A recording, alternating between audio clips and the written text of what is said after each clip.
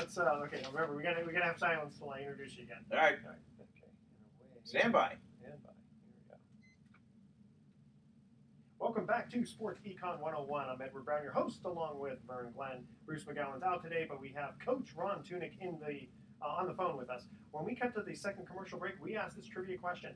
Paul Newman played player coach Reggie Dunlop in the movie Slapshot. What was the name of the team he played for? Oh, the Bears. No. No. It's like I'm going with the Chiefs. The Charlestown Chiefs. Thank you very man, much. Vern, Thank you. You are the man. Man. You are good. Damn, I'm on a roll today. You're on a roll. I'm off the internet. I was watching him. He did not look it up. You could see the smoke coming out of his ears. Hey, you know what it is, Coach? I mean, every now and then I have these little factoids just rolling around in my brain, and I just have to let it swim around, and I just reach up and just pull it out, and it goes to the surface. Just wait till we get to the third one, because this one I didn't know. Okay, that'll be at the next commercial break. Okay, let's get into the biggest chokes. Now, before we get into the really, really big chokes, do you guys remember Do you remember? This happened not too long ago. Indiana allowing LeBron to waltz right down for the game winner in layup. Game one. Oh, because what's his name wasn't in the game, right? Yeah, exactly. Hibbert? That was Hibbert wasn't in the game. Yeah. That was a mistake. They know it was. That's more of a coaching mistake, kind of a maneuver. That's not a choke. Not a choke is like John Vandevelde. It's talking about golf. John Vandevelde. John Vandevelde. Yeah, for the British Open, right? John Vandevelde, he was leading, and blew that. You guys know something about sports. And then Greg Norman, Larry Mize at the Masters. Greg Norman, yeah. Oh man, I have a couple of golf ones here. I got some more, the famous ones. No, that wasn't a choke, Vern. Mize makes a chip 60 feet. No, that's not a choke. Oh, but Norman led by 6 strokes, man. Yeah. He led by 6 strokes and disappeared. Oh yeah, okay. All he had to do was hit fairways and greens, and he just forgot how to play. And John Van de Velde only needed the double bogey. I mean, even I could double bogey. No, to me the biggest, the Vanderbilt thing, the French guy. I don't think people care about that. To me, what was the kicker, Vern? To me, one of the biggest chokes in the history of American sports was the Buffalo kicker. Oh yeah, in the Super Bowl. Scott Norwood. Yeah, Scott Norwood. Wide right. What is it? Well, you got a little chip shot, 27-yard chip shot. Yep. The Buffalo Bills go to 4 Super Bowls and come away with 4 losses. And that was the first one, and that was the only one they were even close. The other ones they got just shelled. Yeah, that was fun. Okay, how about Chris Webber, 1993? The timeout? Timeout. Yep. That one. Okay, John Elway, 1990 Super Bowl against the 49ers completed. Now, they said, I don't know why this is a choke here. I mean, he just, 40, they lost 55 to 10, right? I mean, that's not a choke. I mean, that was a spanking. Yeah, that doesn't count. Yeah. Okay, now this one is a choke. Houston Oilers 1992 playoffs against the Bills. That one upset me because I was rooting for Warren Moon, and they were leading 35-3 in the third. 35-3. I remember that. They lost. I listened to that game. I watched it, and I kept wondering, why do they have that defensive back there?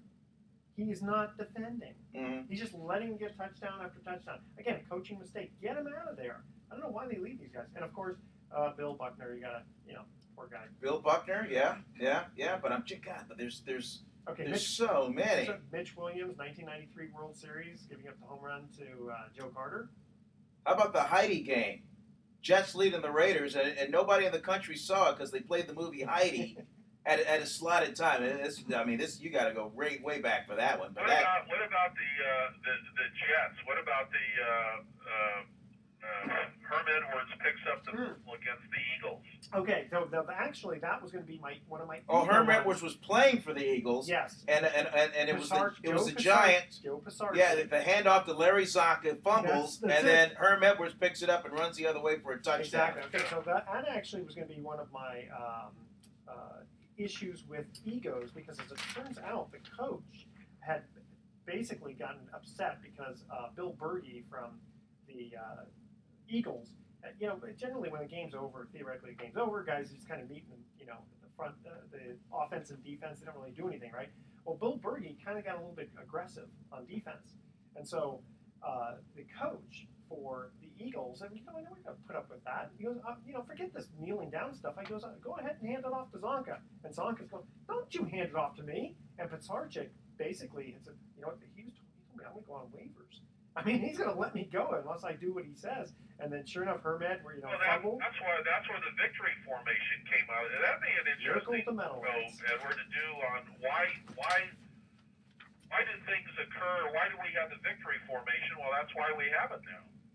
Okay, you think it came from that game? Oh, absolutely. Okay. Oh, absolutely. There was no victory formation before that. Maybe the quarterback took a knee, but he didn't have two halfbacks standing behind him like the Royal Guards.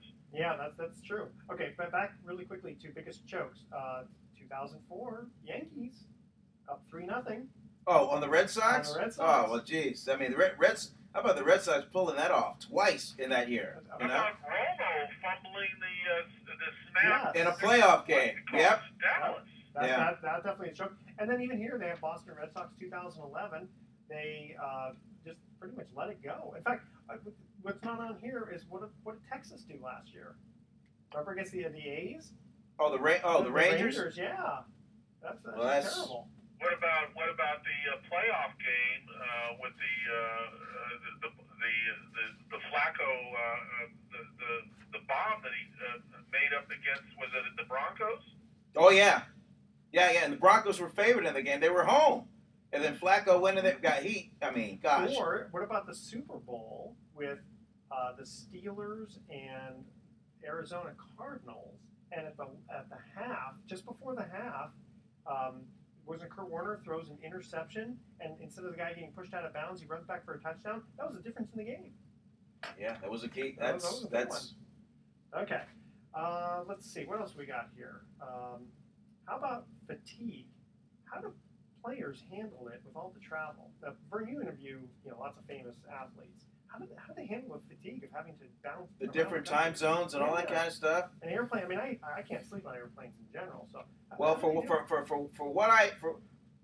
what I see in their pay stuff every 2 weeks, I mean, not too much to ask to realize, what city you're in, what time it is, and to afford to buy a good alarm clock. No, but I think this is where you guys, management, this is where the top down has to work. That management lays out what the schedule is. Are there going to be bed checks? Look, these are athletes getting paid millions of dollars. They have responsibility to the organization, to the city, to the team, to their players, to their family. There's a lot going on. So management sometimes has to lay down the laws. There has to be rules and regulations. And I guarantee you play for the New England Patriots, everybody knows what they need to do, when they need to do it, and how they're going to do it. There are other teams that are a lot more lax in their behavior. But again, I go back to the better coaches, the better organizations. It is agreed upon when you sign your contract. This is how you're going to conduct yourself on the road with all the travel, blah blah blah. Then you have a certain kind of player, Vern. You know this. You have a guy like Kobe Bryant who literally is obsessed with doing the right things in terms of his athletic abilities. Let's forget his personal life. But, this guy wants to win every game. This guy gives 110%, and that kind of player is rare. And when you find that player and he becomes a team leader, it does affect the entire organization. And here's what the average fan doesn't get to see, that you and I, we all have a privilege of seeing. I mean, I had the privilege of seeing a 49er practice where Jerry Rice would go out for a 10-yard pass, catch it, and then run 90 yards all the way in practice. Yeah. Every rep. Instead of just, after the whistle blows, he keeps on running. And I've been fortunate enough to see Kobe and see LeBron James. I mean, they just practice shooting for just hours on end at a shoot around on the day of the game. Montana used to practice after these are elite athletes at the top of their craft, and they're still going at it. I don't care whether you're Mickelson, Woods, or whatever. I mean, these guys are just constantly working at it because they're just after that that long sought after thing called Gotta have perfection. leaders, and I hate to bring up the Dodgers again, but right now the Dodgers have all this great talent, $250 million payroll. They have no leaders, Vern and Edward. They have, the Giants have leaders. Teams that are doing better have genuine leaders, and when you have a leaderless team and a fairly weak coach in Mattingly, this is what you get. Well, who's going to walk in there, Coach? I mean, what Dodger's going to walk in there and grab the team by the throat and go, "Hey, man, you're not playing well. I'm not playing well. Damn it, let's just go out here and do something about it." I mean, who's the one guy that can do that? I know Edward's a very sensitive, caring male, and the political correctness across the whole spectrum now in sports just getting crazy. The political correctness in every area of life is now creeped into sports. So we don't want to hurt anybody's feelings, Vern. We don't want to bench anybody because I benched Kemp for a week. In fact, Coach, I don't even think they should keep score anymore because someone might lose. Vern, did you hear what he just said? Yeah, I heard him. He always laughs at my jokes. That's what I like about Vern. Okay, guys, just really quickly, this is kind of funny. George Steinbrenner, guess how much estate tax was paid upon his death? Zero. Because he was fortunate enough to die in 2010 when he was smart. He was smarter than the rest of us. A gift by the federal government.